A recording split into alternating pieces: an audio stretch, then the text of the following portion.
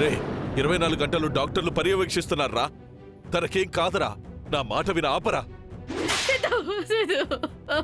కానీ తన ప్రాణం నిలబడాలంటే ఇంకా టైం పడుతుంది కదమ్మా. ఈ పరమశివుడు కనికరించట్లేదు కదా. సిద్ధు, తులసి ప్రాణాలతో బయటపడేదాకా, తులసి సేఫ్ అనే వార్త వినేదాకా. ఏంట్రా నువ్వు?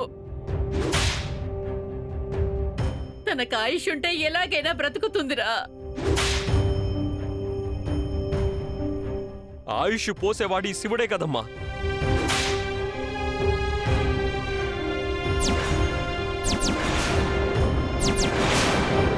నా ఆయుష్ పోసైనా తులసిని బతికించుకుంటాను.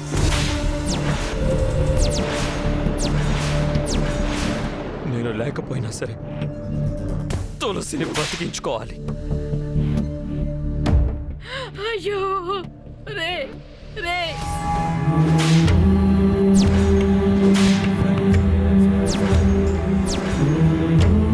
సిద్ధు, చెప్పేది అర్థం చేసుకోవేంటి? అసలు నీ పరిస్థితి ఎలా ఉందో నీకైనా అర్థమవుతుందా? అసలు ఉన్నాడో లేడో తెలియని ఈ దేవుణ్ణి నమ్మి, ఎంత పిలిచినా పలకని ఈ బండరాయిని నమ్మి నిన్ను నువ్వు హింసించుకుంటున్నావు సిద్ధు. నిజంగా దేవుడంటూ ఉంటే ఈ గుడి మెట్లు ఎక్కుతున్నప్పుడు నీ రక్తాన్ని చూసైనా కరిగిపోయేవాడు కదా.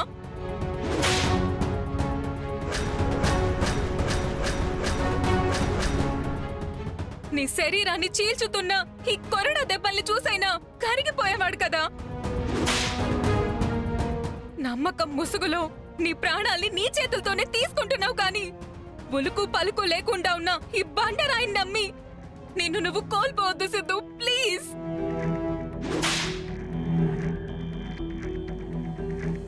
నవమాసాలు మోసిన తల్లి తన గర్భంలో నుంచి శిశువుని బయటికి జన్మనివ్వడానికి కూడా 9 నెలలు పడుతుంది కనిష్క.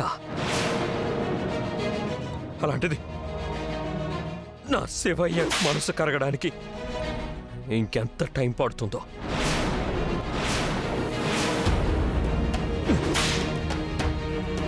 నా ఒంట్లో ఊపిరి ఓపిక ఉన్నంత వరకు,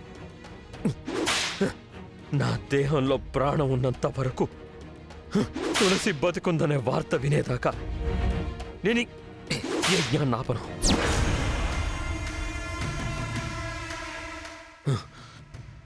నా శివయ్యని వేడుకుంటూనే ఉంటాను.